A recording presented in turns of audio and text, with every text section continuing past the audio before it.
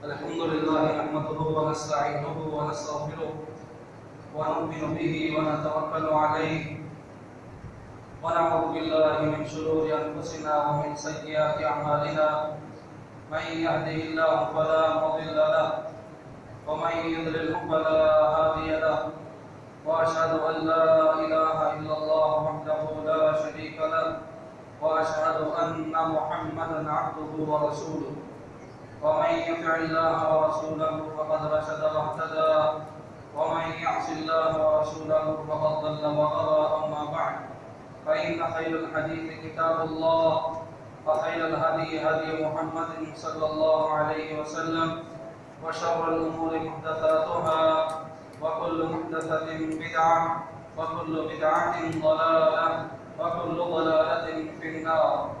اللهم صل على محمد وعلى آل محمد كما صليت على إبراهيم وعلى آل إبراهيم إنك حميد مجيد. اللهم بارك على محمد وعلى آل محمد كما باركت على إبراهيم وعلى آل إبراهيم إنك حميد مجيد. فقد قال الله سبحانه وتعالى في القرآن المجيد والفرقان الحميد بعد أعوذ بالله من الشيطان الرجيم: يا أيها الذين آمنوا اتقوا الله حق تقاته ولا تموتن إلا وأنتم مسلمون. يا أيها الناس اتقوا ربكم الذي خلقكم من نفس واحدة وخلق منها زوجها وبث منهما رجالا كثيرا ونساء واتقوا الله الذي تساءلون به والأرحام إن الله كان عليكم رقيبا. يا أيها الذين آمنوا اتقوا الله وقولوا قولا سديدا يصلح لكم أعمالكم ويغفر لكم ذنوبكم ومن يطع الله ورسوله فقد فاز فوزا عظيما. وقال الله تعالى في موضع آخر: تبارك اسم ربك ذي الجلال والإكرام رب اشرح لي صدري ويسر لي أمري واحلل عقدة من لساني يفقهوا قولي رب زدني علما رب زدني علما اللهم رب زدنا علما. اللهم أرنا الحق حقا وارزقنا اتباعه وأرنا الباطل باطلا وارزقنا اجتنابه.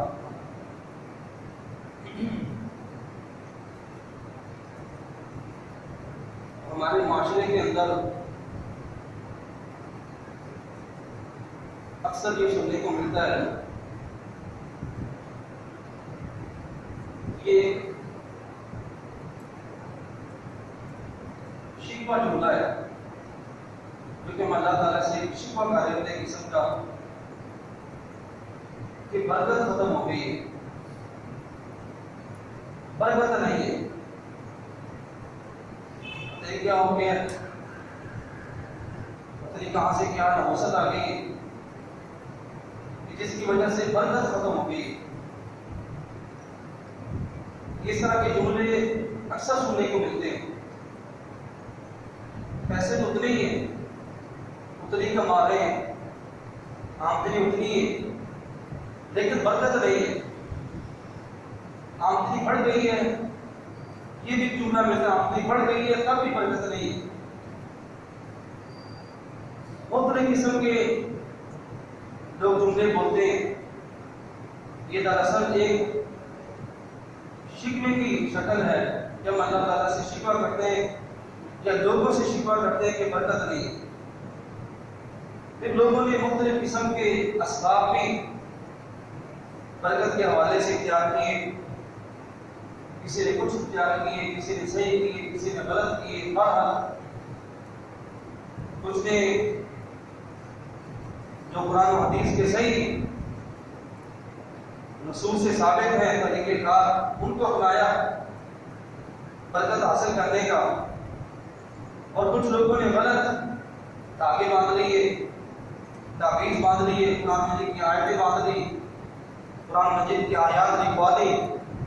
اس طرح کے مختلف قسم کے جملے لکھوا دیے، کلمات لکھوا دیے جس کا مقصد برکت ہوتا ہے.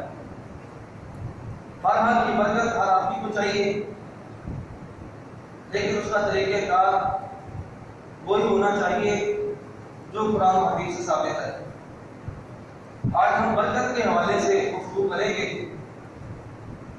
اور برکت صرف کھانے پینے کی چیزوں میں نہیں ہے،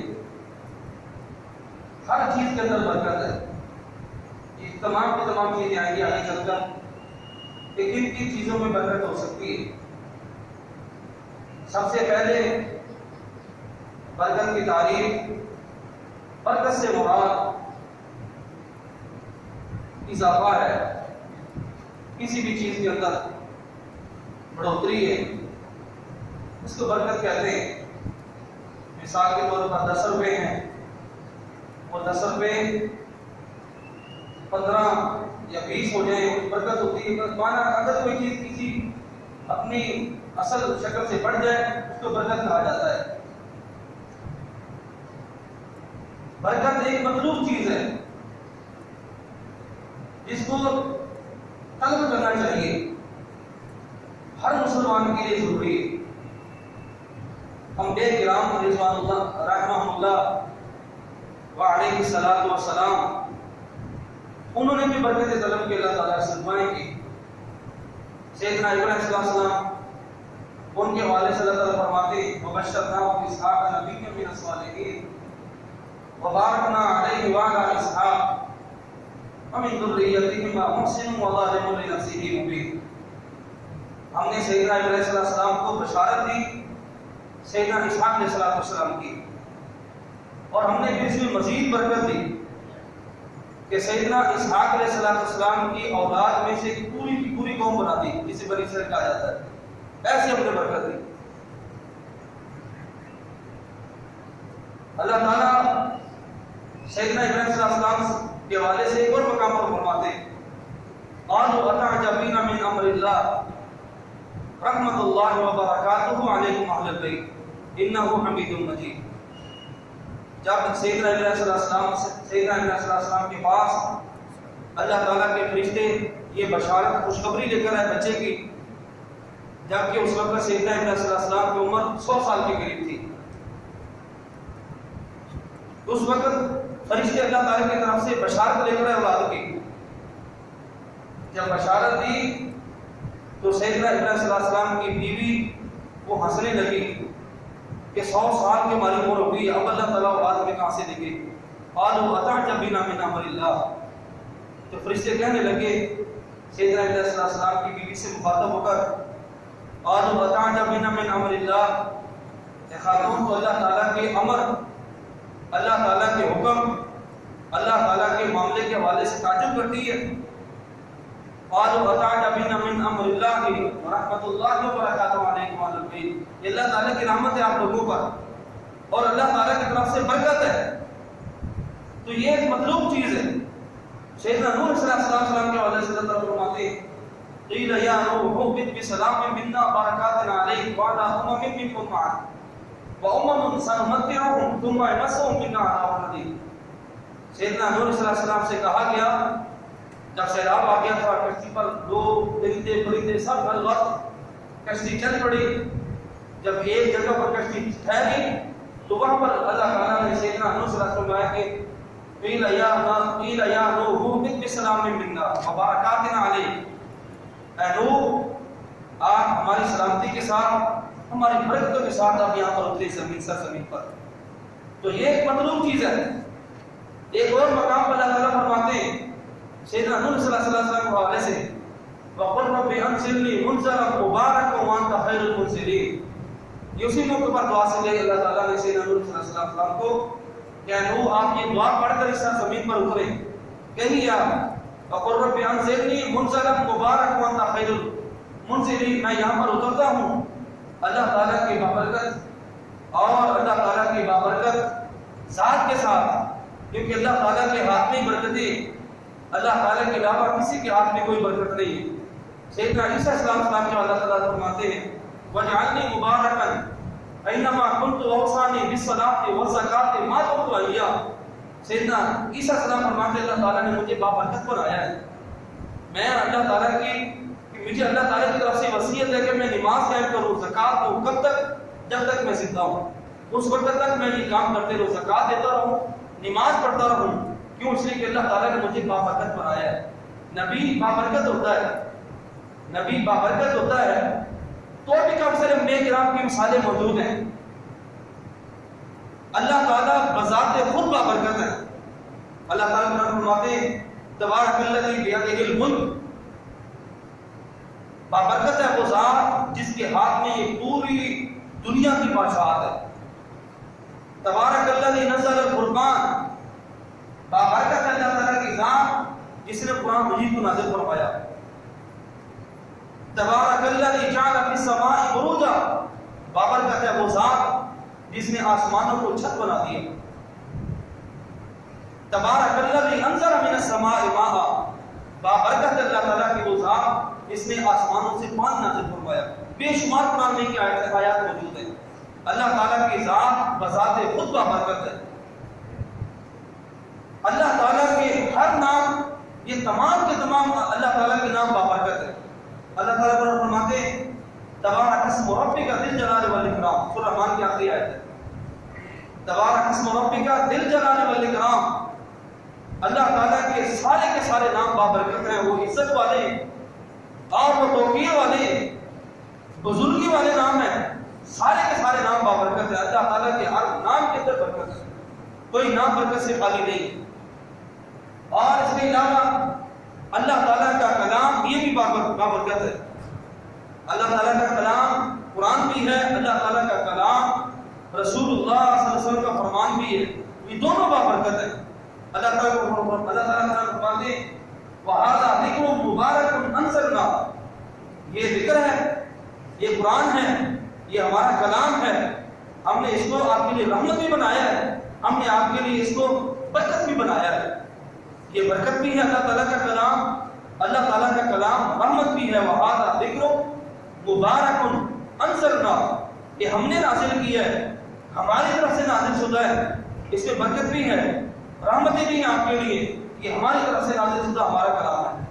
اللہ تعالیٰ کا کلام یہ بھی بابرکت، اللہ تعالیٰ کے نام یہ بھی بابرکت، اللہ تعالیٰ کی ذات یہ بھی بابرکت. یہ برکت ایک مطلوب چیز ہے، آدمی کو اس کو طلب کرنا چاہیے.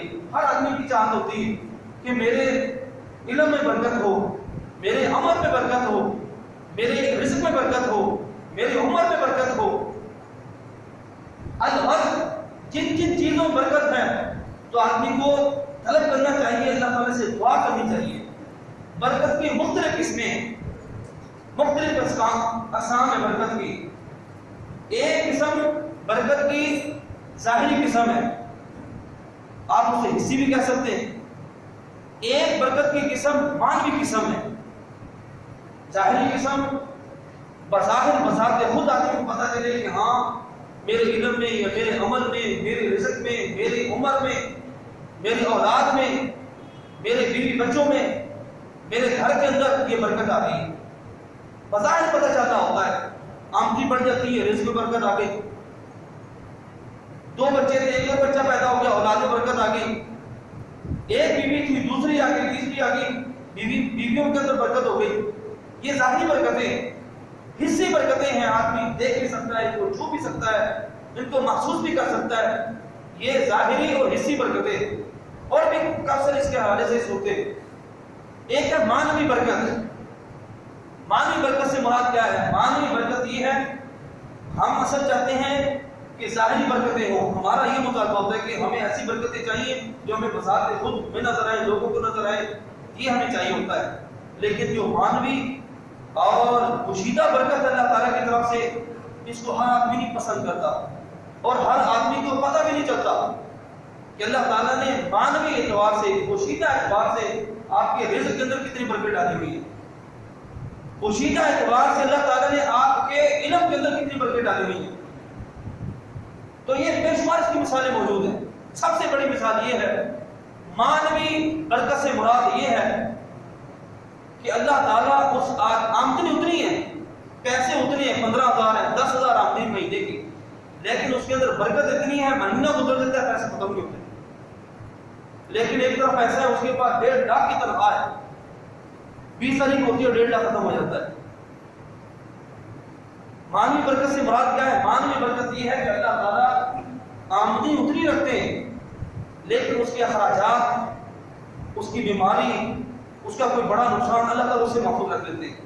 جہاں اس کا اضافی خرچہ ہونا ہوتا ہے، بیماری ہے یہ اللہ تعالیٰ کی طرف سے لگ سکتی ہے، جب بیماری لگتی ہے تو خرچہ ہوتا ہے، ڈاکٹر کی فیس الگ ہے، ٹیسٹ کی فیس الگ ہے، دوائیوں کی وہ الگ ہے معاملہ، تو بے شمار یہ سلسلے جو بنے ہوئے، بے شمار سلسلے بنے ہوئے ہیں۔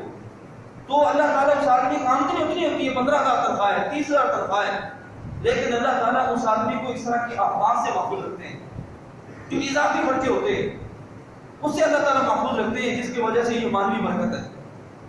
مانوی برکت ہے، ظاہری برکت وہ پہلے بتا چکے ہیں، وہ تنخواہ بڑھ گئی ہے، علم میں اضافہ ہو گیا ہے، یا اولاد میں اضافہ ہو گیا ہے، اور کم ساری چیزیں، تو یہ مانوی برکت ہے کہ اخراجات اتنے ہی ہیں، آمدنی اتنی ہے، لیکن جو اضافی اخراجات ہیں اللہ تعالیٰ نے اس سے محفوظ کیا ہوا ہے، کسی آفت سے محفوظ کر لیا، کسی نقصان سے محفوظ کر لیا، کسی بیماری سے محفوظ کر لیا، جو اضافی پیسے لینے ہوتے ہیں اللہ تعالیٰ اس سے محفوظ کر لیتے ہیں۔ یہ مانوی برکت ہے۔ برکت مطلوب چیز ہے، برکت طلب کرنی چاہیے۔ اللہ تعالیٰ کی ذات بابرکت ہے، اللہ تعالیٰ کے نام سارے کے سارے بابرکت ہیں، اللہ تعالیٰ کا کلام بابرکت ہے، ظاہری برکت ہے، پوشیدہ برکت ہے، یہ ساری کی ساری چیزیں۔ لیکن برکت میں پہلے بتا چکا صرف رزق مراد نہیں ہے، انسان کے اندر جتنے بھی چیزیں ہیں ہر چیز کے اندر برکت ہے، ہر چیز کے اندر برکت آدمی کو طلب کرنی چاہیے۔ صحت ہے، صحت میں برکت طلب کرنی چاہیے، عمر ہے، عمر میں برکت طلب کرنی چاہیے، علم ہے، علم میں برکت طلب کرنی چاہیے، عمل ہے، عمل کے اندر برکت طلب کرنی چاہیے۔ بے شمار مثالیں ہیں، بے شمار مثالیں، ہر چیز کے اندر برکت یہ آگے آئیں گے انشاءاللہ۔ برکت حاصل کرنے کا جو سب سے پہلے طریقہ ہو جو شریعت نے بتلایا وہ یہ ہے، رسول اللہ صلی اللہ علیہ وسلم آتے کہ اپنے گھروں کے اندر سورہ بقرہ کی تلاوت کیا کرو۔ کیوں؟ اس لیے کہ اس سورت کی تلاوت کی وجہ سے اللہ تعالیٰ اس گھر کے اندر برکت نازل فرماتے ہیں، برکت نازل فرماتے ہیں۔ اس حدیث میں رسول اللہ صلی اللہ علیہ وسلم فرماتے کہ جو آدمی سورہ بقرہ کی تلاوت کرتا ہے تو وہ آدمی جادوگر کے جادو سے محفوظ رہتا ہے، مختلف قسم کے شریر قسم کے شیاطین ہوتے ہیں ان سے محفوظ رہتا ہے۔ تو یہ دو چیزیں اس حدیث میں بیان ہوئی۔ پہلی چیز کہ سورہ بقرہ کی تلاوت جس گھر کے اندر کی جائے باقاعدگی کے ساتھ، اس گھر کے اندر اللہ تعالیٰ کی طرف سے برکتیں نازل ہوتی ہیں۔ برکتیں کیا نازل ہوتی ہیں؟ فرشتے اللہ تعالیٰ کی طرف رحمت کی نازل ہوتے ہیں۔ جب فرشتے آتے ہیں آفات ٹل جاتی ہیں، پریشانیاں دور ہو جاتی ہیں، مصیبتیں دھتکار دی جاتی ہیں۔ یہ اصل میں ہوتا ہے۔ پریشانیاں کب آتی ہیں؟ جب رحمت کے فرشتے نہیں ہوتے۔ مصیبتیں کب آتی ہیں؟ جب شیاطین گھروں کے اندر ڈیرا ڈال دیتے ہیں۔ شیاطین کب ڈالتے ہیں ڈیرا؟ جب گھر کے اندر قرآن کی تلاوت نہیں کی جاتی۔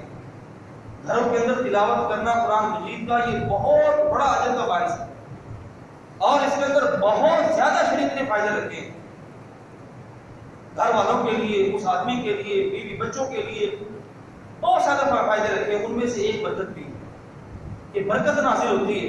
جامع ترمذی کی حدیث ہے، رسول اللہ صلی اللہ علیہ وسلم آتے ہیں جس گھر کے اندر سورہ بقرہ کی آخری دو آیات، آمن الرسول لا یکلف اللہ علیہ، آخری دو آیات جس گھر کے اندر یہ تلاوت کی جائیں، پڑھی جائیں، اس گھر کے اندر شیاطین داخل نہیں ہوتے۔ یہ جامع ترمذی کی حدیث ہے۔ ویسے بھی سورہ بقرہ آپ دیکھیں، اس کے اللہ تعالیٰ نے کتنے زیادہ موضوعات جمع کر رکھے ہیں۔ سورہ بقرہ کے اندر، صرف سورہ بقرہ کے اندر 2500 صرف اور صرف اللہ تعالیٰ نے مسائل بیان کیے، واقعات، قصے، اور اس کے علاوہ باقی چیزیں تو الگ ہیں۔ 2500 مسائل صرف اور صرف اللہ تعالیٰ نے سورہ بقرہ کے اندر بیان کیے۔ اب خود اندازہ لگا لیں کہ قرآن مجید کی کتنی اہمیت ہے، اور اس سورہ کے حوالے سے رسول اللہ صلی اللہ علیہ وسلم نے یہ فرمایا، کتنا عمدہ فرمان ہے آپ صلی اللہ علیہ وسلم کا کہ گھروں کے اندر سورہ بقرہ کی تلاوت کیا کرو، اس لیے کہ گھر کے اندر برکت نازل ہوتی ہے۔ اگر کوئی آپ کے گھر کے اندر برکت نازل کرنا چاہتا ہے برکت حاصل کرنا چاہتا ہے اس آدمی کے لیے ضروری ہے کہ گھر کے اندر قرآن کی تلاوت کرے، ساری قرآن کی تلاوت کرے، خاص طور پر سورہ بقرہ کی تلاوت کرے. کیوں؟ سورہ بقرہ کے اللہ تعالیٰ نے آیت الکرسی رکھی ہے، سورہ بقرہ کے اللہ تعالیٰ نے آخری رکوع رکھا ہے. سورہ بقرہ کے اندر کافی ساری چیزیں، بہت زیادہ فضائل اس سورہ کے بیان ہوئے. اس حوالے سے آپ صلی اللہ علیہ وسلم کے بہت زیادہ فرامین ہیں، اس کی فضیلت کے حوالے سے، اس کی اہمیت کے حوالے سے اور بے شمار. رسول اللہ صلی اللہ علیہ وسلم فرمان ہے جس آدمی پر جادو کیا جاتا ہے، اگر وہ آدمی یہ سورت پڑھتا ہے تو اس آدمی پر جادو اثر نہیں کرے گا. جادوگر کا جادو اثر نہیں کرے گا کس آدمی پر؟ جو آدمی یہ سورت پڑھتا ہے. ایک اس حدیث کا یہ معنی جو آگے والا اس حدیث کا حصہ ہے. دوسرا اس حدیث کا یہ معنی ہے کہ جادوگر جو ہوتا ہے اگر سورہ بقرہ کے ذریعے جادو کرنا چاہتا ہے تو ہرگز جادو نہیں ہوگا. کیوں؟ اس لیے کہ اللہ تعالیٰ کے کلام سے بھی جادو ہوتا ہے. مختلف قسم کے ہیں لوگ اس طرح کے. نمبر 2، اگر کوئی آدمی کسی کا جادو اتارنا چاہتا ہے تو سورہ بقرہ کی تلاوت کرے، یا بذات خود تلاوت کرے، یا اس کے پاس بیٹھ کر پڑھا جائے، یا کوئی ریکارڈنگ وغیرہ لگائی جائے تو انشاءاللہ جادو کا اثر ختم ہو جائے گا. تو یہ اس کے 3 معنی. سورہ بقرہ برکت کا باعث ہے، اس کی تلاوت، اس کا پڑھنا گھر کے اندر. سورہ بقرہ کے ذریعے اگر کوئی جادو کرنا چاہتا ہے جادو نہیں ہوتا. جو آدمی سورہ بقرہ باقاعدگی کے ساتھ تلاوت کرتا ہے اس آدمی پر کوئی جادو اثر نہیں کرتا. وہ جہاں کہیں سے مرضی اپنا جادو لے کر آ جائے. اور جس آدمی پر جادو ہو گیا اگر اس کا جادو ختم کرنا چاہتے ہیں تو سورہ بقرہ کی تلاوت. اس اور بھی اس کے حوالے سے کافی ساری چیزیں ہیں. گھر کے اندر سلام ہے.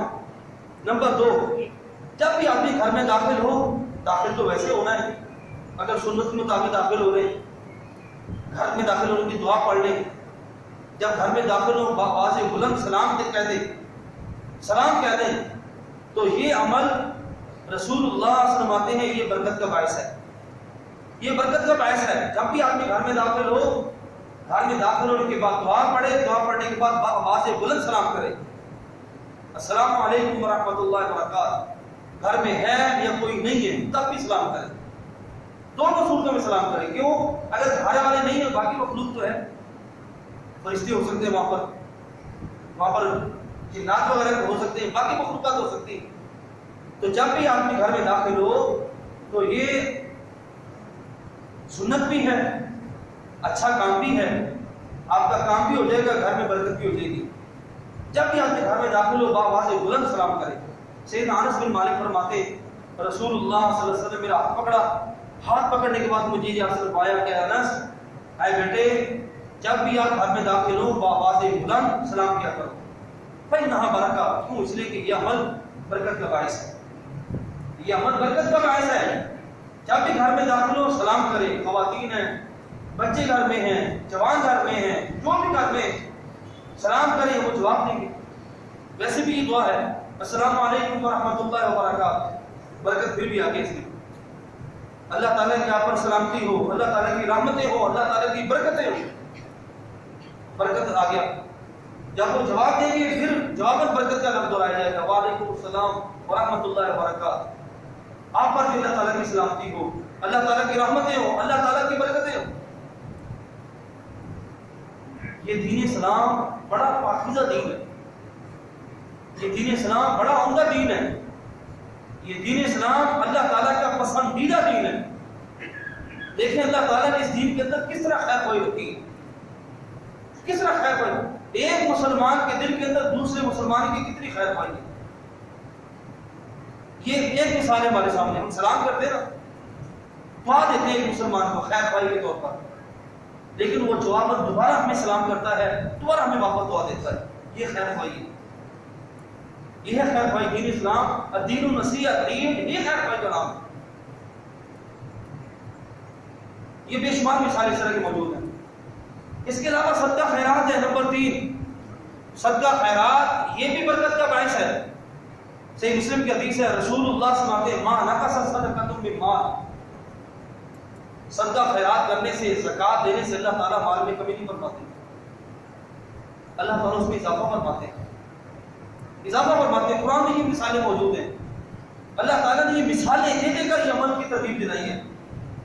کہ اگر کوئی آدمی اللہ تعالیٰ کے راستے مال خرچ کرتا ہے تو اس کی مثال ایسے ہے کہ ایک اس نے دانہ خرچ کیا، اللہ تعالیٰ نے بدلے میں اس کو 7 دانے دیے، ہر دانے میں سے اللہ تعالیٰ نے 100 دانے نکال دیے۔ یہ گندم کے سٹے کی مثال دی اللہ تعالیٰ نے کہ اگر کوئی آدمی 1 روپیہ خرچ کرتا ہے، اللہ تعالیٰ اس 1 روپے کے بدلے میں 7 روپے اس کو واپس کرتے ہیں۔ اس 7 روپے کے اندر اللہ تعالیٰ اتنی برکت ڈالتے ہیں، اتنی برکت ڈالتے ہیں کہ 1 روپیہ 100 کے برابر ہو جاتا ہے۔ یہ مثال ہے اللہ تعالیٰ بیان کی قرآن کے اندر صدقہ خیرات کرنے کے حوالے سے۔ رسول اللہ فرماتے ہیں یا ابن آدم، یہ حدیث قدسی ہے، اللہ تعالیٰ فرماتے ہیں یا ابن آدم انفق انفق علیک، آپ اللہ تعالیٰ کے راستے میں مال خرچ کریں، اللہ تعالیٰ آپ کو مزید دے گا۔ یہ برکت کا باعث ہے، صدقہ خیرات کرنا یہ برکت کا باعث ہے۔ مال کو جمع کر کے رکھنا، اس سے برکت اٹھ جاتی ہے۔ مال میں سے اللہ تعالیٰ کا حق نکالنا، مال پاک بھی ہوتا ہے، آپ کو جو ثواب بھی ملے گا، اللہ تعالیٰ کی طرف سے آپ کے مال کے اندر برکتیں بھی آئیں گی۔ یہ بھی ایک عمل ہے برکت حاصل کرنے کا۔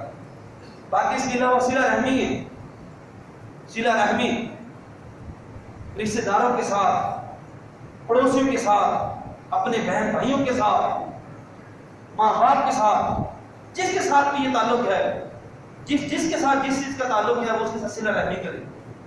رسول اللہ صلی اللہ علیہ وسلم اگر تم میں سے کوئی چاہتا ہے کہ اس کے رزق کے اندر اضافہ ہو اور عمر میں اضافہ ہو، فلیصل رحمہ ہو، اس کو یہ کہ اپنے قریبی رشتہ داروں کے ساتھ صلہ رحمی کرے، اللہ تعالیٰ اس آدمی کے رزق میں بھی برکت نازل فرمائے گا، اللہ تعالیٰ اس آدمی کے عمر میں بھی برکت نازل فرمائے گا۔ اب اگر کسی کو دیکھیں نا، کوئی 60-70 سال کا آدمی ہے، بزرگ ہو گیا ہے، ہم پتہ تعجب سے کیا کہتے ہیں، ماشاءاللہ اللہ تعالیٰ نے عمر میں بڑی برکت رکھی ہے، بڑی برکت رکھی ہے۔ وہ مطلب اس کا یہ ہوتا ہے کہ اگر کوئی آدمی اپنی عمر کے اندر برکت حاصل کرنا چاہتا ہے تو وہ آدمی اپنے قریبی رشتہ داروں کے ساتھ صلہ رحمی کرے۔ اگر کوئی آدمی اپنے رزق کے اندر برکت حاصل کرنا چاہتا ہے تو اس آدمی کو چاہیے وہ بھی اپنی قریبی رشتہ داروں کے ساتھ صلہ رحمی کرے۔ اپنے بہن بھائی ہیں، رشتہ دار ہیں، قریبی رشتہ دار ہیں، دور کے رشتہ دار ہیں، سب کے ساتھ صلہ رحمی کرے۔ ایک تو یہ فائدہ کہ 2 فائدے بیان ہوئے، اس آدمی کو عمر میں بھی اضافہ ہوگا، اس آدمی کے رزق میں بھی اضافہ ہوگا۔ تو ایک حدیث میں ایک تیسرا فائدہ بیان ہوا ہے، وہ یہ فائدہ بیان ہوا ہے کہ اس آدمی کی رزق بھی 2 ہیں، اس آدمی کے لیے ڈبل اجر ہے جو آدمی اپنی قریبی رشتہ داروں پر اپنا مال خرچ کرتا ہے، ان کی دیکھ بھال کرتا ہے، ان کی خدمت کرتا ہے، تو اس آدمی کے لیے ڈبل اجر بھی ہے۔ کتنے فائدے ہیں، بے شمار اس طرح کی مثالیں موجود ہیں۔ تو صلہ رحمی کرنا اپنے قریبی رشتہ داروں کے ساتھ، دور والے رشتہ داروں کے ساتھ، اپنے دوست احباب کے ساتھ، پڑوسیوں کے ساتھ، جب بھی کہیں موقع ملے مسلمان کے ساتھ صلہ رحمی کرنا، یہ آدمی کے لیے ڈبل اجر کا باعث بھی ہے، یہ آدمی کے لیے رزق کے اندر اضافے کا باعث بھی ہے، یہ آدمی کی عمر کے اندر اضافے کا باعث بھی ہے، اور بھی کافی سارے حدیثیں موجود ہیں اس کے حوالے سے۔ اور اس کے علاوہ یہ کاروباری آدمی کے لیے وہ تاجر جو تجارت کرتا ہے سچ اور ایمانداری کے ساتھ، اس آدمی کے لیے رسول اللہ صلی اللہ علیہ وسلم نے برکت کی دعا دی ہے۔ رسول اللہ فرماتے ہیں کہ وہ تاجر التاجر الصادق الامین، وہ تاجر جو سچ ہی بولتا ہے، امانت داری بھی اختیار کرتا ہے، اللہ تعالیٰ نے اس تجارت کے اندر برکت رکھی ہے، اس مال میں برکت رکھی ہے، اس کو پتہ نہیں چلتا کہ اللہ تعالیٰ اس کے مال کے اندر کہاں سے اضافہ کر رہا ہے۔ تو یہ بھی ایک وظیفہ ہے یا عمل ہے برکت حاصل کرنے کا، یہ خاص طور پر جو تاجر آدمی ہے اس کے لیے 2 کام کر لے۔ نمبر 1 صداقت، سچائی اختیار کرے، نمبر 2 امانت داری اختیار کرے، تو اس مال کے اندر اضافہ ہی اضافہ ہے، برکت ہی برکت ہے اللہ تعالیٰ کی طرف سے۔ اگر اس مال کے اندر جھوٹ ہے، امانت داری نہیں ہے، خیانت ہے، تو اس مال کے اندر اللہ تعالیٰ برکت اٹھا لیتے، اس مال کے اندر نحوستے وہ مال کم چلا ہوتا چلا جاتا ہے۔ تو کہنے کا مطلب یہ ہے 2 چیزیں آدمی اپنا لے، صداقت، سچائی۔ وہ سچائی کیسے؟ ہم نے کافی سارے دیکھتے ہیں، ہم سنتے بھی ہیں، ہم بذات خود مشاہدہ بھی کرتے ہیں۔ ہم دکان پر جاتے ہیں، کسی بھی چیز کے حوالے سے کوئی ریٹ دیا ہوا ہوتا ہے، جو دکاندار ہوتا ہے وہ ریٹ تھوڑا زیادہ بتاتا ہے، جو لینے والا کو کم بتاتا ہے، کرتے کرتے وہ بعض دفعہ دکاندار قسم اٹھا لیتا ہے کہ اللہ کی قسم مجھے اتنی کی تو پڑی بھی نہیں ہے، اتنی کی میری خرید بھی نہیں ہے. وہ بعض دفعہ سچی قسم ہوتی ہے، بعض دفعہ جھوٹی اٹھا لیتا ہے اپنے کسٹمر کو یقین دلانے کے لیے کہ اس کی قسم اٹھا لی، یار باقی یہ چیز اتنے کی تو ہوگی، تو یہ جھوٹی قسم اٹھا لی اس نے. تو جھوٹی قسمیں اٹھانا کاروبار کے اندر، یہ ایسے آدمی کے لیے اللہ تعالیٰ نے کل قیامت میں 4 قسم کی سزائیں مقرر کر رکھی ہیں. نمبر 1، اللہ تعالیٰ اس آدمی سے ہم کلام نہیں ہوں گے. نمبر 2، اس آدمی کے تزکیہ نہیں کریں گے. نمبر 3، اللہ تعالیٰ اس آدمی کے لیے دردناک عذاب ہے. لا ثلاثۃ لا یکلمهم اللہ یوم القیامت ولا یزکیہم ولہم عذاب علیم. ایسے آدمی جو جھوٹی قسمیں اٹھا کر مال اپنا بیچتے ہیں یا جھوٹی قسمیں اٹھا کر خریدتے ہیں، جو بھی ہے بہرحال لین دین کے بعد جھوٹی قسمیں اٹھانا، ایسے آدمی کے لیے کل قیامت میں اللہ تعالیٰ اس آدمی سے ہم کلام نہیں ہوں گے، نہ اس کا کوئی حساب و کتاب ہوگا، نہ اس کا تزکیہ ہوگا، بلکہ اس آدمی کے لیے دردناک قسم کا عذاب ہے، عذاب علیم ہے. اور وہ آدمی جو تجارت کرتا ہے، لین دین کرتا ہے، حق بات کرتا ہے، سچ بولتا ہے، امانت اور دیانت کا خیال رکھتا ہے، اس آدمی کے لیے برکت بھی ہے. وہ آدمی کل قیامت کا دن جنت کے اندر آپ صلی اللہ علیہ وسلم کا پڑوسی بھی بنے گا.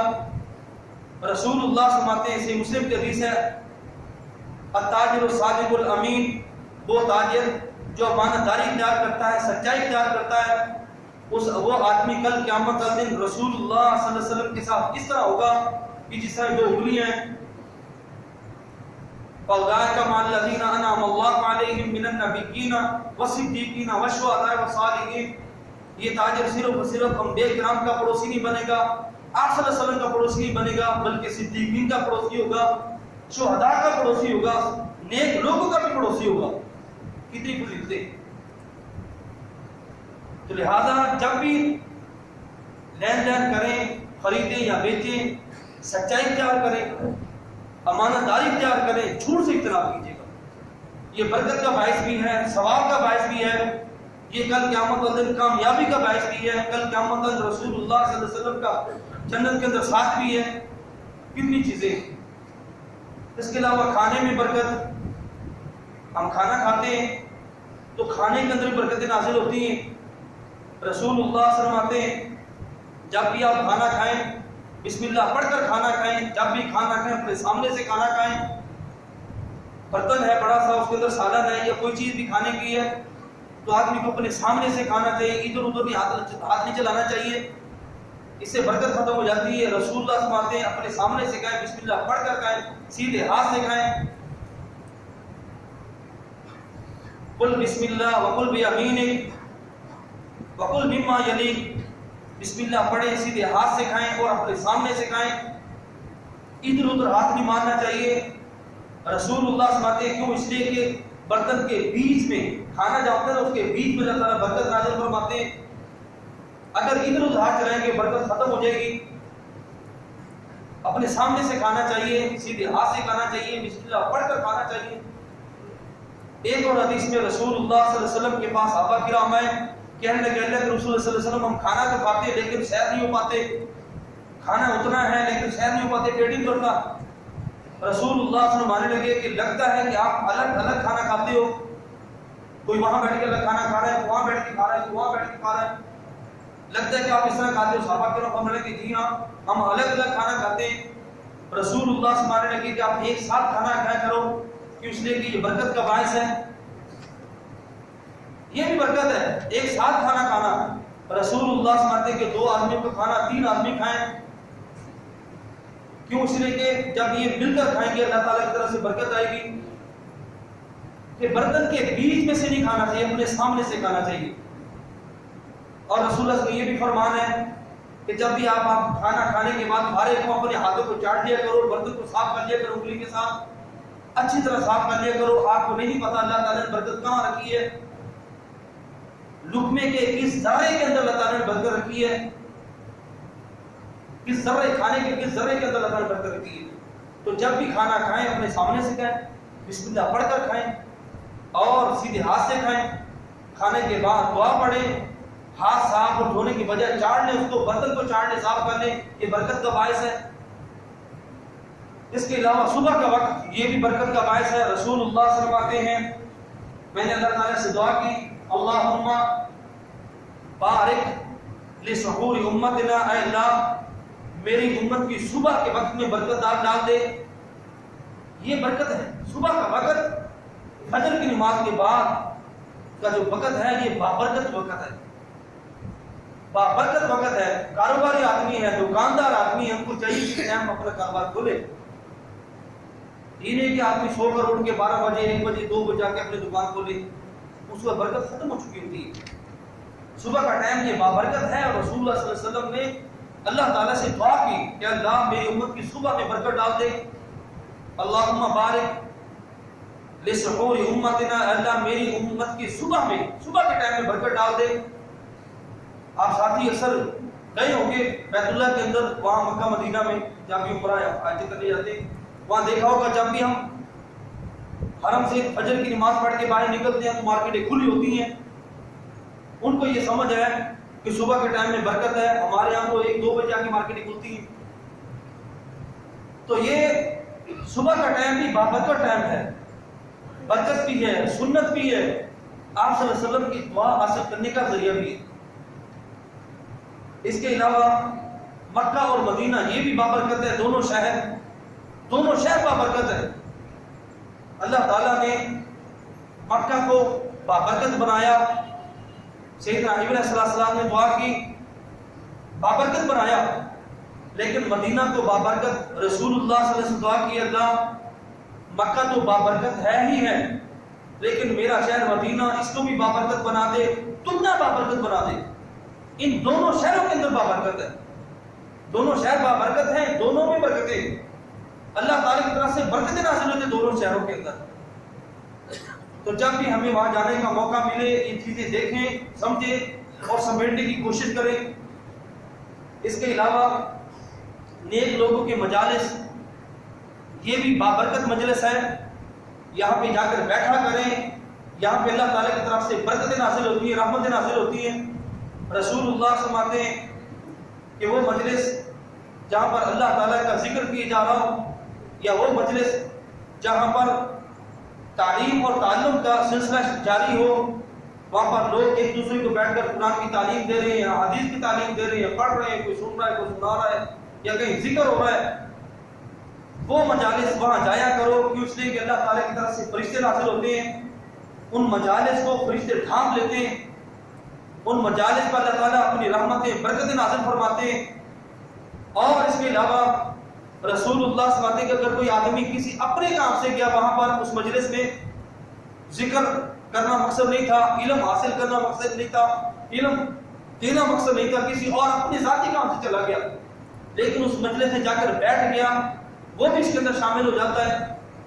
تو نیک لوگوں کی صحبت، اچھے لوگوں کے ساتھ بیٹھنا یہ بھی برکت کا باعث ہے، برکت کا باعث ہے۔ ان مجالس میں بیٹھا جائے جہاں پر درس دروس ہو، جہاں پر قرآن و حدیث کی بات ہو، جہاں اللہ کے رسول کی بات ہو، جہاں پر ذکر ہو رہا ہو اور سنت کے مطابق ذکر ہو رہا ہو، وہاں پر جانا چاہیے، ان مجالس کو اختیار کرنا چاہیے، کیوں یہ مجالس بابرکت ہیں، اللہ تعالیٰ کی طرف سے برکتیں نازل ہوتی ہیں۔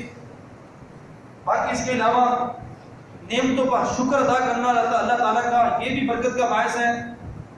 اللہ تعالیٰ فرماتے ہیں وَإِذَا أَذَنَ رَبُّكُمْ لَئِن شَكَرْتُمْ لَأَزِيدَنَّكُمْ وَلَئِن كَفَرْتُمْ إِنَّ عَذَابِي لَشَدِيدٌ۔ اگر آپ میری نعمتوں پر مزید شکریہ ادا کرو گے تو میری نعمتیں مزید آئیں گی۔ وَإِذَا أَذَنَ رَبُّكُمْ لَئِن شَكَرْتُمْ، اگر آپ اللہ تعالیٰ کا شکر ادا کرو گے تو اللہ تعالیٰ مزید آپ پر نعمتوں کی برسا برسائے گا۔ وَلَئِن كَفَرْتُمْ إِنَّ عَذَابِي لَشَدِيدٌ، اگر ناشکری کی تو سمجھ لیجیے کہ اللہ تعالیٰ کی پکڑ بڑی سخت ہے، اللہ تعالیٰ کا معاوضہ بڑا سخت ہے۔ اگر اللہ تعالیٰ کسی کو ڈھیل دیتا ہے تو اس کے یہ وہم و گمان میں نہ ہونا چاہیے کہ میں بڑا دنیا دار ہوں، میں بڑا زمیندار ہوں، میں بڑا مالدار ہوں، نہیں۔ اللہ تعالیٰ فرماتے ہیں جب ہماری پکڑ آتی ہے تو بڑی سخت قسم کی پکڑ آتی ہے، پھر اس پکڑ سے کوئی بچ نہیں سکتا، وہ دنیا میں پکڑ آ سکتی ہے، وہ کل قیامت کا دن بھی آئے گی۔ تو اللہ تعالیٰ کا شکر ادا کرنا چاہیے. شکر کے لیے کوئی لمبا چوڑا کوئی معاملہ نہیں ہے. 2 جملے شکر کے لیے. اللہ تعالیٰ قرآن فرماتے ہیں اذکرونی اذکرکم واشکرونی ولا تکفرون. شکر یہ کہ آپ اللہ تعالیٰ کا ذکر کریں, اللہ تعالیٰ کو یاد کریں, اللہ تعالیٰ آپ کو یاد کرے گا. یہ ہے اللہ تعالیٰ کو یاد کریں, اللہ تعالیٰ کی اطاعت و فرما برداری کریں, اللہ تعالیٰ کے لیے عبادات کریں. یہ اللہ تعالیٰ کے لیے, اللہ تعالیٰ کو جو کام پسند ہے وہ کریں, جو ناپسند ہے اسے بچیں. یہ اللہ تعالیٰ کا ذکر ہے. یہ اللہ تعالیٰ کا ذکر. آپ یہاں بیٹھ کے اللہ تعالیٰ کا ذکر کریں گے, اللہ تعالیٰ اپنی نوری مخلوق کے اندر آپ کا ذکر کریں گے بیٹھ کر. اللہ تعالیٰ سے محبت فرمائیں گے, دنیا والے محبت فرمائیں گے, اللہ تعالیٰ کی نوری مخلوق محبت فرمائیں گی. کہنے کا مطلب یہ ہے کہ شکر, نعمتوں پر اللہ تعالیٰ کا شکر کرنا, ناشکری سے بچنا, یہ بہت ضروری ہے. یہ بھی برکت کا باعث ہے. شکر کریں گے اللہ تعالیٰ کی مزید نعمتیں نازل ہوگی, ناشکری کریں گے اللہ تعالیٰ کی نعمتیں ختم ہو جائیں گی, اڑ جائیں گی. اور اس کے علاوہ سحری کا وقت کھانا کھانا یہ بھی بابرکت ہے. رسول اللہ صلی اللہ علیہ وسلم کا فرمان ہے سحری کھایا کرو. کیوں؟ اس لیے کہ فإنها برکہ, اللہ تعالیٰ نے برکت رکھی ہے. سحری کے کھانے میں برکت رکھی ہے. ہم رمضانوں میں دیکھتے ہیں سحری میں تھوڑا سا کھانا کھایا جاتا ہے, پورا دن ہم اسے گزار دیتے ہیں. تھوڑا سا پیا جاتا ہے, پورا دن گزر جاتا ہے. لیکن عام دنوں میں ہم صبح پیٹ بھر کے کھائیں, دوپہر کو بھوک لگی ہوتی ہے, پیاس لگی ہوتی ہے. تو کہنے کا مطلب یہ ہے کہ سحری کا کھانا یہ ضروری ہے. فرض روزوں کے لیے سحری کرنا ضروری ہے. نفلی روزے سحری کے بغیر بھی چل سکتے ہیں, لیکن فرض روزوں کے لیے سحری ضروری ہے. سحری ضروری اس لیے کہ اس میں برکت بھی ہے, آدمی کے لیے فائدے بھی ہے, جسمانی اعتبار سے, روحانی اعتبار سے بے شمار فائدے آپ دیکھتے جائیے گا. لیکن ہمارا جو بیان کرنے کا مقصد وہ یہ ہے کہ سحری کے اندر برکت ہے. یہ کھانا بابرکت ہے. تھوڑا سا کھانا پورا دن گزار جاتا ہے, آدمی کو محسوس ہی نہیں ہوتا, نہ بھوک لگتی ہے نہ پیاس لگتی ہے. تو یہ بھی ایک برکت حاصل کرنے کا ذریعہ ہے. اور بھی کافی ساری چیزیں ہیں, لیکن کچھ چیزیں ایسی ہیں جو برکت کو ختم کر دیتی ہیں. نمبر 1 میں ساتھ کیا بیان کر رہا ہوں, اللہ تعالیٰ کی نافرمانی یہ برکت کو ختم کر دیتی ہے. اللہ تعالیٰ کی ناشکری, نعمتوں پر ناشکر کرنا, اللہ تعالیٰ کے ساتھ کفر کرنا, یہ بھی ختم کر دیتا ہے. اللہ تعالیٰ برکت اٹھا لیتے اس گھر سے یا اس رزق سے, اس مال سے جہاں پر یہ معاملات سارے ہو رہے ہوں. اور اس کے علاوہ سود, اس سے بھی اللہ تعالیٰ سودی کاروبار, سودی مال ہے, اسے برکت ختم کر دیتے ہیں. ظلم اور زیادتی کے ساتھ کمایا گیا مال, اسے برکت اٹھا لیتے ہیں. بے شمار مثالیں. باقی آپ صلی اللہ علیہ وسلم کوئی دعائیں بھی بتلائی ہیں جن کے اندر برکت کے لفظ آئے ہیں, میں ایک ساتھ بتا رہا ہوں. دعائیں استخارہ ہے, جب بھی ہم کوئی جائز کام کرتے ہیں اس سے پہلے استخارہ, شریعت لکھا ہے کہ استخارہ کریں, آپ اس کام سے پہلے استخارہ کریں. اس کے اندر برکت کا لفظ ہے. تم مبارک لی بھی, اللہ کر میرے کام اچھا ہے, دنیا میں بھی آخرت میں بھی اس کام کے اندر میرے لیے برکت فرما, برکت عطا فرما, برکت نازل کر دے. دعا استخارہ کر اللہ تعالیٰ نے برکت کا ذکر کیا. جب کہیں شادی ہوتی ہے, دلہا یا دلہن کو مبارکباد دی جاتی ہے, وہاں پر بھی دعا ہے, وہاں پر بھی دونوں کے لیے برکت کے الفاظ ہیں. جب کہیں ہم دعوت میں جاتے ہیں, کھانا کھانے کے بعد اس میزبان کو دعا دیتے ہیں, وہاں پر بھی برکت کے الفاظ ہیں. جب کسی کا بچہ پیدا ہوتا ہے, ہم اس کو برکت دعا دیتے ہیں, تو وہاں پر بھی برکت کا لفظ ہے. تو کہنے کا مطلب یہ, اور کافی بے شمار دعائیں ایسی ہیں جہاں پر یہ برکت کے الفاظ ذکر ہوئے. برکت ایک مطلوب چیز ہے. برکت اللہ تعالیٰ کی ذات بابرکت ہے, اللہ تعالیٰ کا کلام بابرکت ہے, اللہ تعالیٰ کے سارے نام بابرکت ہے. نیک مجالس یہ بابرکت ہے, صدقہ خیرات کرنا یہ بابرکت ہے. اس کے علاوہ صلہ رحمی کرنا یہ بابرکت ہے. سچ اور امانت دیانت کے ساتھ کاروبار کرنا یہ بابرکت ہے. اس کے علاوہ کھانا اپنے سامنے سے کھانا, دائیں ہاتھ سے کھانا, بسم اللہ پڑھ کے کھانا, یہ برکت کا باعث ہے. سحری کا کھانا بابرکت ہے.